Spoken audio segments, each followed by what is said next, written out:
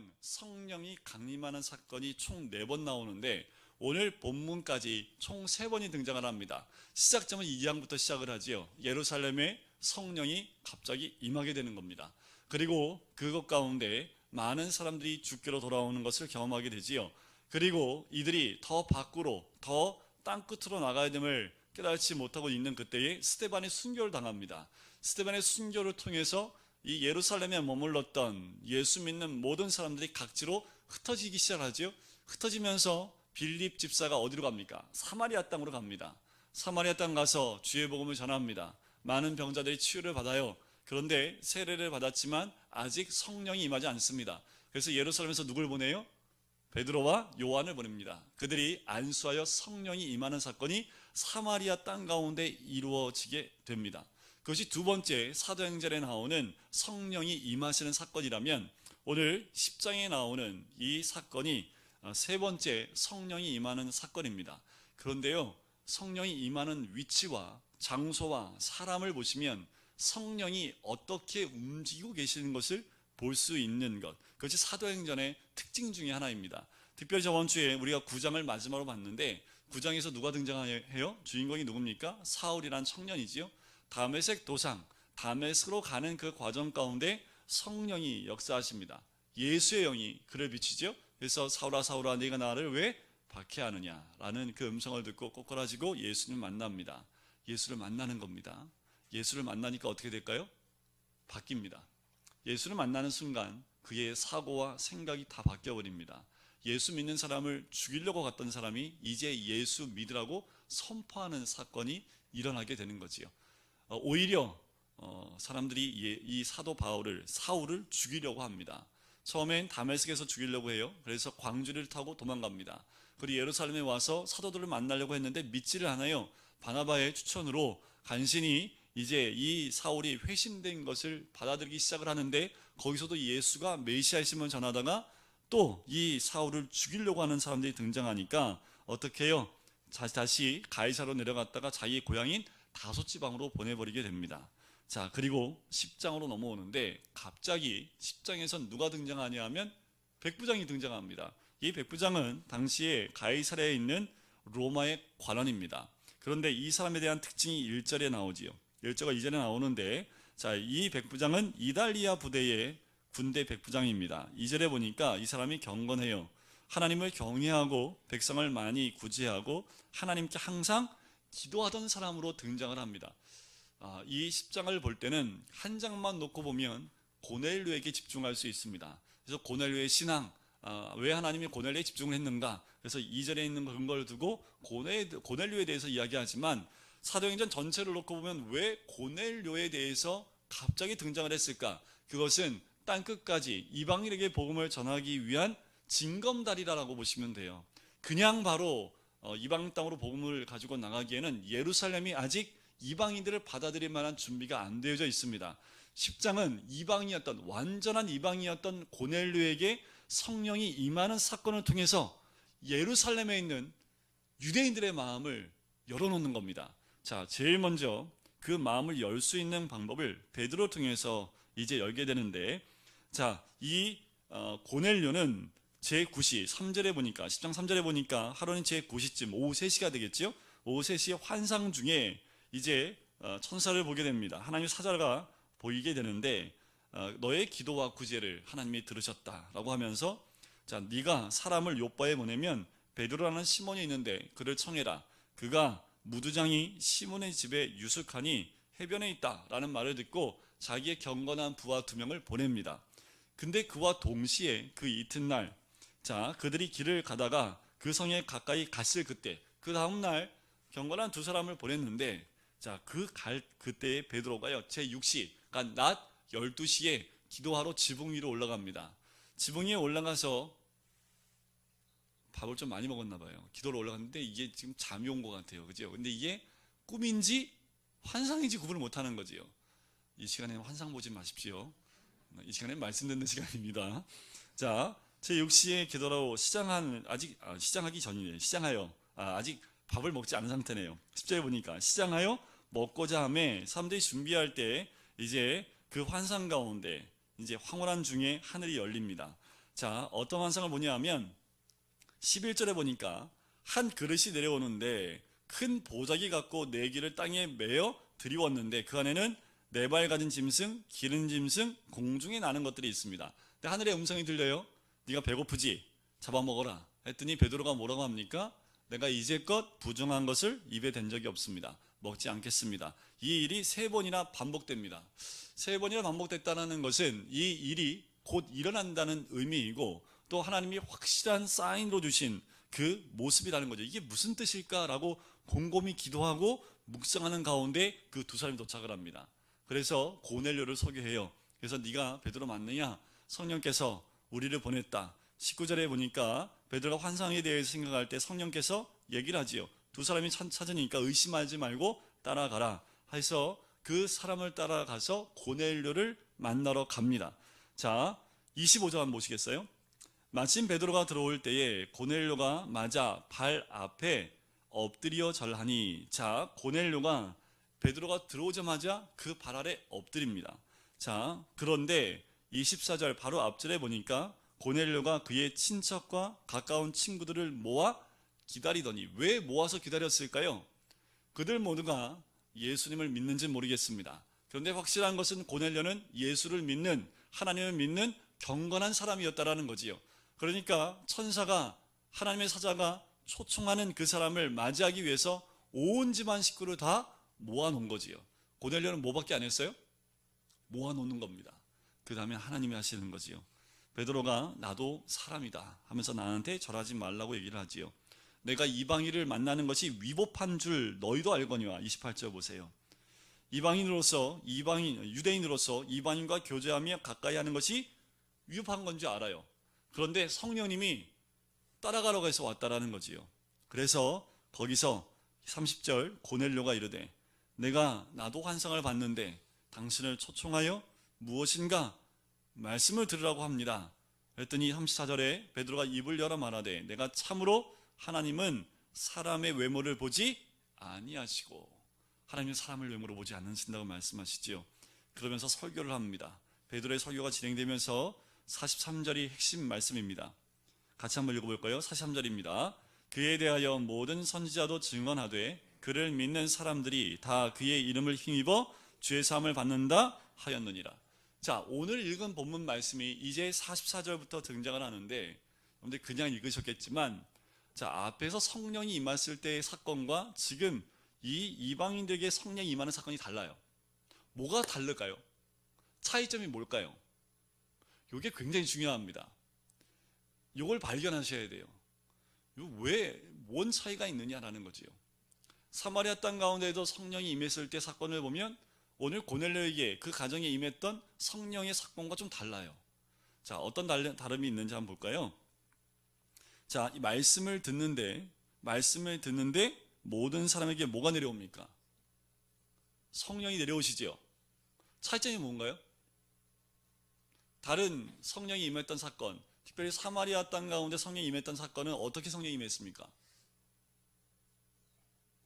감사합니다. 저한테는 이겨주시는 게 은혜고. 자, 그때는 어떻게 해요? 베드로와 요한이 안수하여 기도함에 성령이 임합니다. 먼저 성령 받은 자들의 안수 기도 이후에 성령이 임해요. 그런데 오늘 여기는요, 말씀을 듣는데 성령이 임하지요. 자, 그래서 우리는 말씀 듣다 성령 받을 수 있어요, 없어요? 있어요.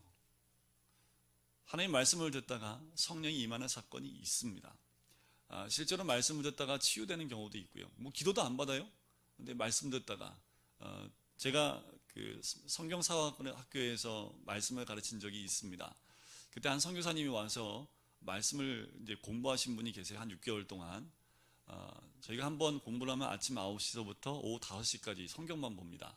점심시간 딱 1시간 빼고. 그러니까 거의 한 8시간을 앉아서 성경을 봐요. 그런데 한 몇 개월 지나고 난 다음에 이 선교사님이 간증 좀 해도 되냐고 그래서, 이 선교사님이니까 선교지 간증을 하는 줄 알고 잠깐 시간을 몇 분 드렸는데, 이분이 간증하는데 무슨 간증하냐면 성경 공부하다 허리가 났다라는 거예요. 그래서 무슨 말씀이냐고 그랬더니, 이분이 선교지에서 들어온 이유가 이 디스크 때문에 더 이상 선교를 할 수 없어서 이제 한국에 들어온 거예요. 근데 이 선교사님이 또 말씀 공부하는 걸 너무 좋아해서 이렇게 검색을 하다가 신학교 가려고 하는 학생들이 공부하는 데가 있다고 하길래 그냥 한번 와봤대요. 근데 공부를 하는데 이분이 이렇게 앉아 있지를 못하는 분인데 말씀에 집중해서 듣다 보니까 자기가 8시간 동안 앉아 있더래요. 그래서 그렇게 몇 개월을 계속 공부를 했답니다. 그런데 앉아있는 8시간 동안에 전혀 허리의 통증을 못 느꼈다라고 하면서 그 간증을 하더라고요. 그래서 병원 갔다 오셨어요? 했더니 병원을 왜 갑니까? 다 나았는데. 진단도 안 받는 지금도 선교사 사역을 하고 지금은 이제 남편 되시는 분이 신학교 교수님인데 함께 교회를 해요. 그래서 교회를 섬기는 역할을 감당하고 계신데 말씀을 듣다가 그분은 그냥 말씀 공부만 열심히 했는데 그 말씀을 공부할 수 있게끔 하나님이 인도하셨던 그것을 간증하는 것을 듣게 됩니다. 성령은 꼭 안수를 받아야지만 되는 것도 아니고 내가 말씀 가운데 푹 들어가면 그 말씀 안에서도 치유가 일어날 수 있다는 거지요. 그 증거가 여기에 있습니다. 말씀을 듣는 모든 사람에게 성령이 임했다라는 거지요. 자, 다른 포인트로도 말씀을 드릴게요. 만약에 이들이 이때 성령을 받지 않았다면 세례를 받을 수 있었을까요? 없었을까요? 베드로가 이방인들 만나는 것이 위법한 줄 알면서 왔어요. 왜요? 만나라고 하니까. 그런데 세례를 주겠습니까? 못 주지요. 그런데 이들 가운데 말씀을 듣다가 성령이 임하는 사건을 경험합니다. 어떻게 해요? 이들이 예언을 하고 방언을 하기 시작을 하는 거지요. 같이 왔던 사람들이 놀래기 시작을 합니다. 왜요? 이방인에게도 성령이 임하는 그 사건을 보고 놀래는 거지요. 그러면서 했던 말이 이겁니다. 48절 예수 그리스도의 이름으로 세례를 베풀라. 왜냐하면 이미 성령이 임했는데 우리가 세례를 베풀지 못할 이유가 없다 하면서 이방인에게 세례를 베푸는 최초의 사건이 등장을 합니다. 이 사건 때문에 뭐가 열리냐 하면 이방 선교의 길이 열리는 거예요. 나중에 사도 바울이 이방 땅으로 복음을 전할 수 있는 길이 이 고넬료 사건을 통해서 열려요. 자, 11장 한번 넘어가 보시겠어요? 11장 1절부터 18절까지는 문제가 생겼습니다. 뭐가 문제가 생겼을까요?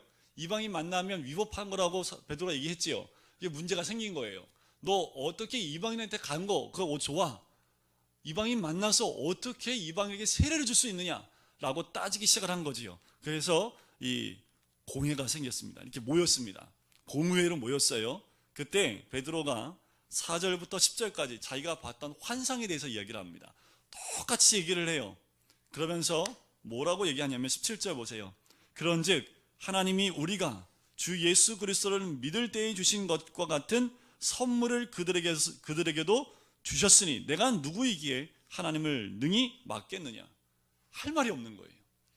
우리들 안에는 뭐예요? 그게 잘못된 거야 라고 얘기하는데 하나님이 그걸 깨버리신 거지요. 그러니까 18절 보세요. 그들이 이 말을 듣고 잠잠하여 하나님께 영광을 돌려 이르되 그러면 하나님께서 이방인에게도 생명을 얻는 회개를 주셨도다 하니라. 자, 예루살렘 안에 이 사건이 터집니다. 그런데 가만히 보세요. 이게 지금 예루살렘에서 이것을 하나님께 영광 돌리고 하나님께 모든 영광, 하나님 최고 하면서 이런 올림일까요? 아니면 어쩔 수 없이 자기 자신 내키지 않는데 성령이 임했으니까 이거는 뭐라고 말도 못하게 했고 그냥 오케이 하나님이 열어주셨나 보다 하는 정도일까요? 왜 제가 이 말씀을 드리냐면 나중에 15장 가면 또 나와요. 이것 때문에 또 문제가 나와요. 그때 또 베드로가 또 얘기합니다. 그때는 사도 바울 때문에 나타난 공회 사건이었습니다. 자, 이 사건 이후에 19절에 보면 또 스데반 사건 이후에 사건들이 연결돼요. 그때의 스데반의 일로 일어난 환란으로 말미암아 흩어진 자들이 베니게와 구브로와 안디옥까지 이르러 유대인에게만 말씀을 전하니라. 자, 구브로는요 지금 키프로스 섬입니다. 터키의 유일한 가장 큰 섬인데 그 섬을 얘기해요. 이게 구브로고요. 그리고 그러니까 예루살렘에서 지중해 쪽으로 나와서 흩어져서 복음을 전하고 저 북쪽으로 나아가서 복음을 전하기 시작을 합니다. 그런데 참 재미있는 게 20절입니다. 그들이 유대인에게만 말씀을 전했잖아요. 그죠? 근데 20절에 꼭 말 안 듣는 사람 몇 명 나와요. 그런데 그 말 안 듣는 그 몇 명 때문에 하나님의 역사가 일어나요. 20절 보시게요. 그 중에 구브로와 구레네 몇 사람이 안디옥에 이르러 누구한테요? 헬라인에게. 야, 유대인에게 복음 전환했더니 이 사람 몇 명이서 뭐예요? 이게 헬라인하고 유대인하고 좀 헷갈렸는지 모르겠어요. 생김새는 완전히 다를 텐데 꼭 하라면 하지 않고 꼭 이상하게 하는 사람들이 있는데 하나님이 가끔 이렇게 역사하신다니까요. 헬라인에게 복음을 전합니다. 전파하니까 어떻게 해요? 주의 손이 그들과 함께 하심에 수많은 사람들이 믿고 주께로 돌아옵니다. 이 안디옥 안에 교회가 형성되는데 참 재밌는 것은 이 안디옥이란 도시가요, 굉장히 큰 도시입니다. 무역하는 도시고요. 길과 길이 만나는, 그래서 그곳은 무역의 중심지가 되어지는, 모든 사람이 오가는 굉장히 큰 도시인데, 그러다 보니까 각 나라 사람들이 다 모이지요. 각 나라 사람이 다 모인다는 얘기는 그곳의 문화는 어떤 문화일까요? 여러 나라 사람 다 모이니까 무슨 문화라고 그래, 그거를. 그렇지, 다문화. 딩동댕. 다문화예요, 다문화. 그러면 교회에 나오는 사람들의 그 국적은 다 섞여 있겠지요. 제가 이 말씀을 드리는 건 이유가 뭐냐면 12장의 근거, 12장이 왜 나오는지의 근거가 오늘 이 11장에 나와 있기 때문에 그래요. 자, 한번 볼게요. 자, 이 말을 듣고요, 예루살렘에서 바나바를 보내요. 참 사람을 잘 파송했습니다. 이게 굉장히 중요합니다. 어느 지역에 파송할 때 누구를 파송하냐에 따라서 상황이 달라지는데, 이 바나바는 어떻게 해요? 품는 사람 아닙니까? 이게 판단 내리고 자르고 잘못된 거하고 옳은 거 걸러내고 이렇게 나누는 것이 아니라, 이 바나바는 끌어안는 사람입니다. 바나바 가서 뭐 했을까요? 복음 전했지요. 바나바의 24절을 보세요. 어떤 사람인지 나와요. 첫 번째가 뭐예요? 착해요. 착하시길 주의를 먼저 축원드립니다. 일단 착해야 됩니다. 두 번째, 성령이 충만해요. 세 번째는 믿음이 충만한 사람이지요. 그러니까 어떻게 해요? 큰 무리가 죽게 더합니다. 너무 큰 무리가 모이니까 혼자 감당을 못하죠. 그때 생각난 사람이 누구예요? 이 안디옥에서 다소까지는 그렇게 멀지 않습니다. 다소에 사울이 있었지 해서 이 바나바가 사울을 데리러 다소에 갑니다. 안디옥에 데리고 와요. 자, 26절인데 제가 하려는, 우리 교회에서 하려고 하는 그걸 하고 있는 거예요. 여기서 이 두 사람이 안디옥에 데리고 와서 둘이 교회에서 1년 동안 모여 있어 큰 무리를 가르쳤고, 제자들이 안디옥에서 비로소 무슨 말 들어요? 그리스도인이라는 이름을 듣기 시작합니다. 자, 이때는 그리스도인이라는 말은요, 이런 뜻이에요. 예수쟁이. 저 예수쟁이 들어간다. 왜요? 뭔가 달라. 이게 그 신부들이 입는 옷을 입고 다녀서요, 그래서 다른 게 아니라요, 하는 행동이 달라요. 삶의 양식이 다르고 가치관이 달라요. 그러니까 그들이 다니면서 행하는 모습을 보면 자기들, 그 안디옥에 사는 사람들과 뭔가 다른 삶을 사는 그들을 뭘로 지칭 했어요? 예수쟁이라는 거죠. 그러면서 그들은 그리스도인이다. 그리스도인이라는 말을 처음 듣기 시작하는 것이 예루살렘이 아닙니다. 어디요? 다문화, 이방인들이 모였던 안디옥이라는 교회에서 처음으로 그리스도인이라는 말을 듣기 시작을 해요. 이들은 어쩌면 이 말이 별명입니다. 교인들에 대한 별명. 앞으로 교회 다니는 모든 사람들은 다 뭐가 돼야 돼요? 그리스도인. 그러니까 뭐예요? 교회 다니는 사람들의 별명이 그리스도인 되니까, 쟤 누구야? 이제 그리스도인. 저 사람은 저도 그리스도인. 야, 근데 얘는 또 어떻게 똑같냐, 이렇게 사는 게. 똑같아. 그리스도인이나 뭐 아니나. 얘가 그리스도인이었어? 이게 아니. 요즘 이런 말이 많이 나오잖아요. 제가 교회 다녔어? 뜨끔하신 분 계시면 안 돼요. 제가 그 큰 교회 다니는 큰 교회에서 뭐라며 제가? 아니겠지. 이런 말 들으시면 안 된다는 거. 이때는 뭐예요? 그렇지. 그래, 그리스도인 맞아. 저 사람도 그리스도인 아니야? 맞네. 이런 이름들이 공유가 되기 시작하는 것이 안디옥 교회 성도들이었습니다. 자, 그때에 아가보라는 한 사람이 예언하는 얘기가 나오죠. 큰 흉년이 듭니다. 그 말을 듣고 이 안디옥 교회에서요, 부조를 모아요. 뭐냐 하면 우리의 어머니 교회, 그러니까 모교라고 하잖아요. 그죠? 예루살렘에서 파송을 했기 때문에 이 예루살렘에 큰 흉년이 들기 때문에 그들을 위해서 좀 돕기 위해서 부조를 모읍니다. 이게 뭐예요? 구제헌금이 될 수도 있겠고 선교헌금이 될 수도 있고 구제헌금을 모아요. 그래서 바나바와 사울의 손을 통해서 장로들에게 그 물질을 보냅니다. 최초 구제헌금, 최초로 선교헌금을 예루살렘, 자기들을 개척시켜준 그 모교회에 거꾸로 물질을 보내는 교회가 됩니다. 보통 우리가 선교를 하면요, 선교지에 있는 교회가 자체적으로 헌금이 들어와서 자립할 수 있다고 한다면 최고입니다. 근데 거꾸로 그 교회가 성장해서 어떻게 해요? 거꾸로 선교사를 파송한 교회를 돕기 시작해요. 이거는 역사상 있을 가능성이 별로 없는데 한국 땅에 있었죠. 한국 땅에 온 많은 선교사님들, 거꾸로 이제는 어떻게 해요? 그 나라에 복음을 전하는 선교사를 파송하는 나라가 우리나라가 됐습니다. 미국에서 선교사가 왔고 영국에서 선교사가 왔는데 이제는 미국과 영국에 선교사를 파송하는 역선교가 일어날 정도로 그렇게 되어져 가고 있다라는 거지요. 자, 12장이 왜 나왔을까? 12장은 무슨 사건이냐면요, 저를 보세요. 그냥 여기에 사도가 죽어요. 12사도 가운데 예수님을 팔아넘겼던 자살한 그 사도 말고 다시 마띠아가 포함이 돼서 12명의 사도 가운데 헤롯에 의해서 목잘림 당하는, 순교하는 야고보가 나옵니다. 야고보와 요한 있지요? 그 야고보가 여기서 순교를 해요. 갑자기 이 안디옥 교회가 부흥하여 그 안디옥 교회 어마어마한 부흥을 경험했는데 갑자기 12장에 딱 들어와서 무슨 일이 있어요? 사도라고 하면 이때 당시에 대들보와 역할을 할 수 있습니다.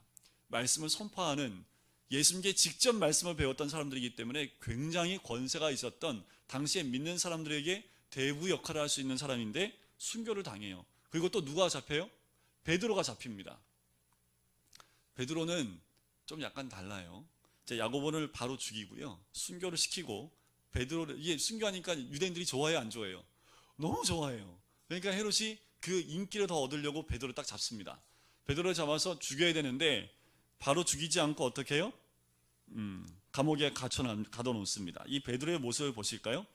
자, 7절에 주의 사자가, 12장 7절에 보면, 자, 주의 사자가 나타나요. 그런데 이 모습을 보여드리는 이유가 뭐냐 하면 베드로가 지금 감옥에서 어떠한 모습으로 있는지가 나와요.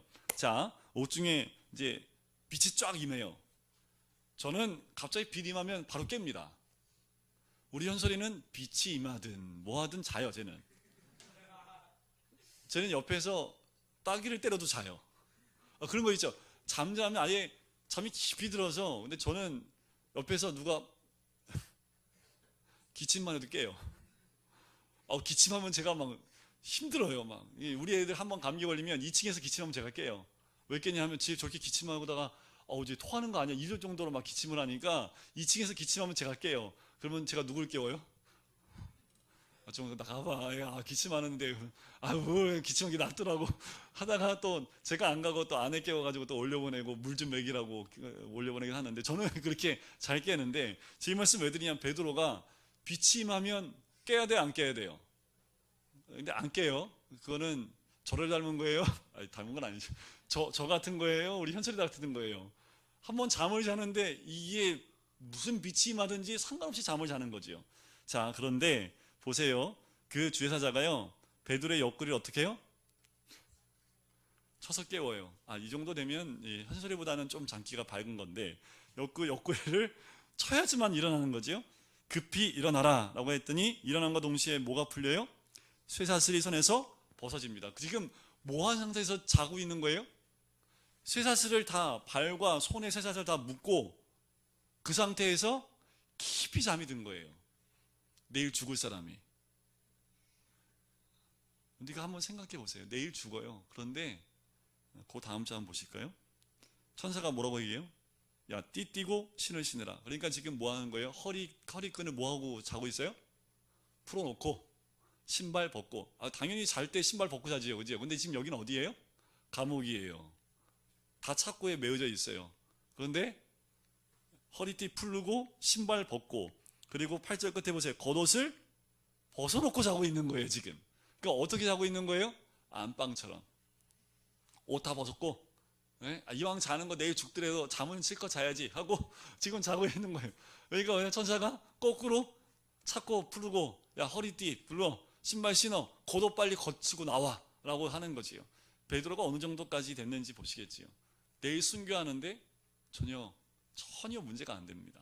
내일 순교하더라도 오늘 감옥 안에 있다 할지라도 옆에 지금 지키는 그 병사가 있는데도 그 안에서 어떻게 돼요? 코를 드르렁거리면서 하고 있는 거예요. 베드로의 달라진 점입니다. 과거에는 죽는 것 때문에 무서워했고 두려워했던 이 베드로가 성령이 임하고 나니까 내일 죽는 거 별 문제가 안 되는 거지요. 그러니까 어떻게 해요? 두려움이 없어요. 자, 그렇게 천사가 베드로를 데리고 나와요. 근데 베드로는 뭐인 줄 알아요? 이게 환상인가 꿈인가? 그래서 여러분들 있잖아요. 이게 영화로 하면 쫙 가면 문이 그냥 스르르 열리는 거예요. 딱 가면 문이 스르르 닫. 그러니까 지금 문을 몇 개를 통과하는데 문이 그냥 열렸다 닫혔다 열렸다 닫혔다 계속 와서 나와 보니까 천사가 떠남에 11절 보세요. 이에 베드로가 정신이 들어 이르되 내가 이제야 참으로 주께서 그의 천사를 보내어 나를 헤로데스 왕과 유대 백성의 모든 기대에서 벗어나게 하신 줄 알겠노라. 정신이 바짝 든 거지요. 그래서 이 베드로가 누구한테 가냐면요, 12절 보세요. 마가라 하는 요한의 어머니 마리아의 집에 가니 여러 사람이 거기서 모여 기도하고 있더라. 왜 기도하고 있을까요? 베드로 때문에 기도한 거지요. 그러니까 베드로가 어떻게 해요? 문을 두들깁니다. 막 문을 두들기니까 그 안에서 롯데껌이 나오는 거지요. 로데. 네, 이거 외우기 참 좋아요. 롯데. 네, 롯데라는 여자가 나왔는데 누구세요? 그랬더니 베드로가 문 좀 열어. 누구신데요? 내 목소리 몰라? 그랬더니 깜짝 놀라서 문도 안 열어주고 안에 들어가서 얘기를 합니다. 들어가서 베드로가 왔어요. 그랬더니 네 미쳤지? 지금 이 사람들이 누굴 위해서 기도하고 있어요? 베드로를 위해서.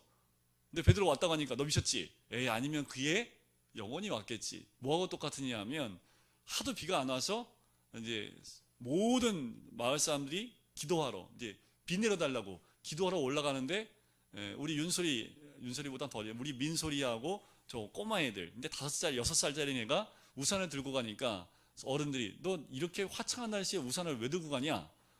우리 지금 비 오게 하기 위해서 기도하러 올라가니까 당연히 비 오니까 우산 가져가야지요. 이거 똑같은 거지요. 여러분들 어느 위치에 계십니까? 기도 열심히 하면서 이게 이루어지면 에이, 이런 게 우리들의 믿음이 아닌가. 이거 15절 보세요. 네가 미쳤다 라는 말을 이 로데가 들어요. 계속 두들기니까 베드로의 문을 열고 이 사람들이 환영하고 또 은혜를 받지요. 그 헤롯은 20절 이후에 보면 죽임을 당해야 됩니다. 이게 벌레에 맞아 죽었다고 하는데 학자들에 의하면 아마도 안에 병균이 생겨서 그것 때문에 죽었지 않았을까라고 얘기를 합니다. 자, 예루살렘에 이런 고난이 있는 이유가 무엇일까라는 거예요. 자, 예루살렘이 예루살렘 교회로서의 역할을 감당하지 못하니까 어떻게 해요? 그 촛대가 어디로 옮겨집니까? 안디옥 교회로 옮겨져 가는 거예요. 안디옥 교회는 더 확장되어지고 커지는데 오히려 예루살렘 교회는 확장되지 않고 어떻게 돼요?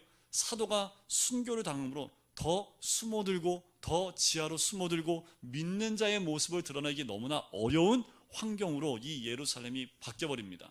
왜냐하면 예루살렘이 선교의 전처지 역할을 감당할 수 있는 위치가 그들의 마음이 그들의 믿음이 되지 않은 거지요. 지금도 한국에 있는 이 선교의 촛대를 중국으로 옮긴다는 말 여러분들 많이 들어보셨지요? 지금도 진행되어져 가고 있다고까지 할 정도입니다. 이제 한국 땅에서 선교사를 파송한 숫자보다 중국에서 선교사를 파송하는 숫자가 이제 더 늘어나서 곧 추월당한다는 얘기가 있습니다. 중국 사람들은 워낙 사람이 많기 때문에 지금 믿는 자의 숫자가 1억 가까이 된다고 할 정도로 굉장히 급속도로 복음이 나눠지고 있어요. 여러분들 어느 순간에 중국 무너집니다.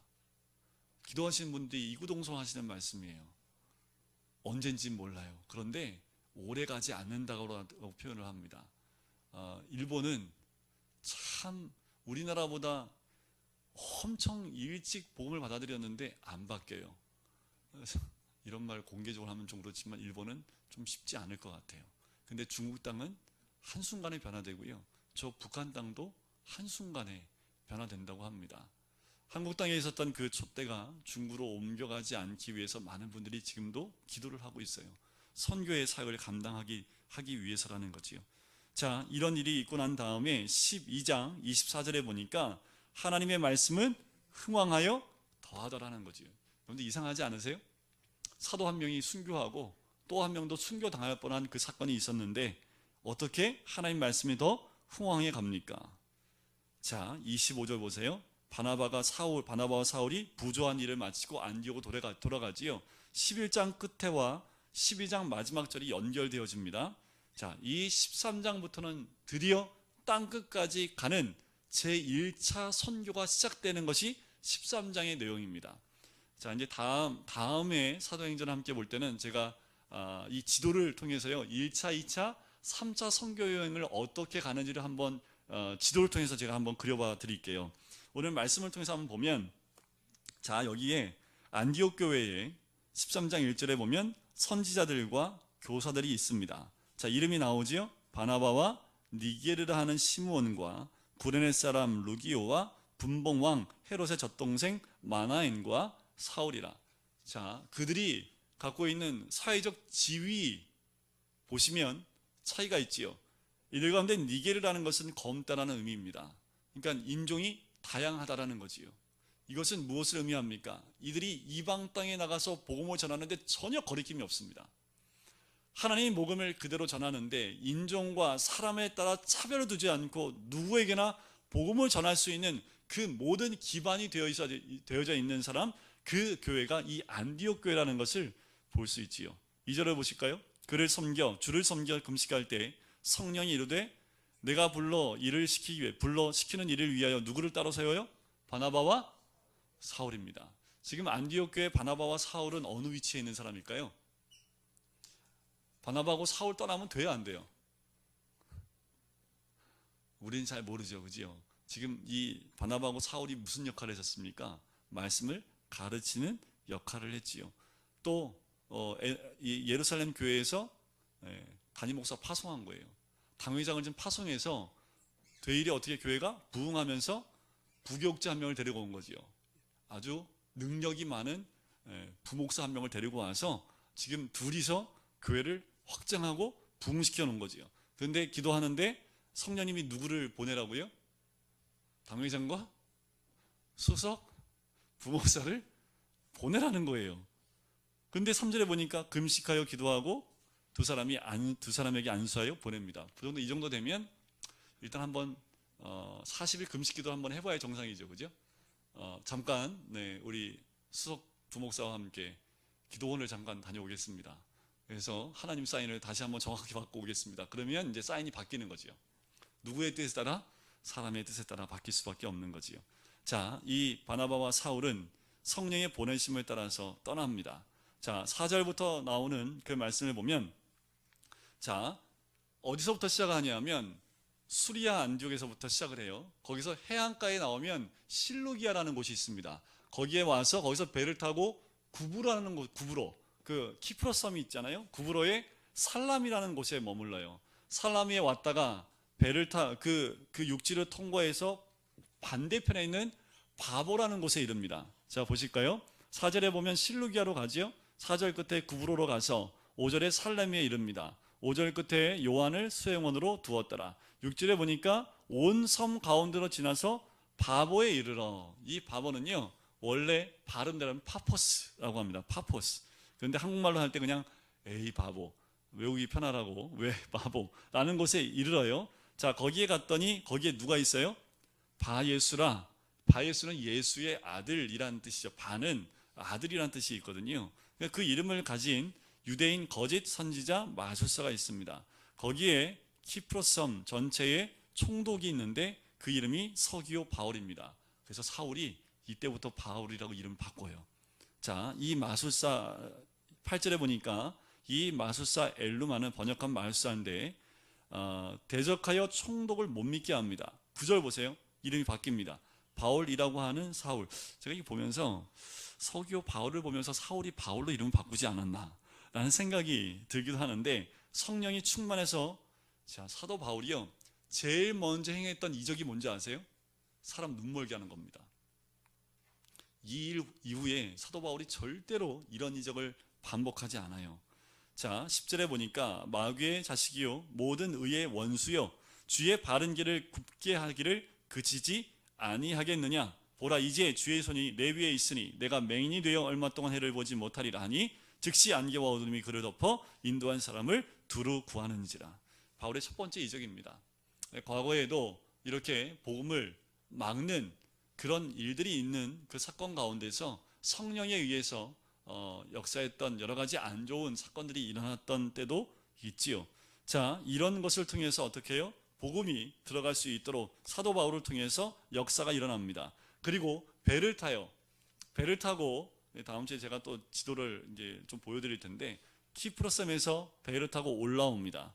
배를 타고 올라가고 하는데 버가라는 곳에 이르러요. 자, 바버에서 배 타고 13절에 보니까 밤빌리아에 있는 버가에 이르니. 근데 지금 가면요, 이 버가라는 곳이요 해안가가 아닙니다. 육지에 있어요. 그래서 학자들이 뭐라고 생각을 하냐 하면 안탈리아라는 곳이 있어요.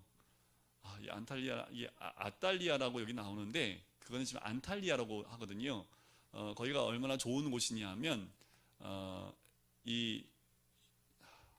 그 여왕 애굽의 그 영화 이름 갑자기 생각이 안 나지요? 이집트 여왕 있잖아요. 아주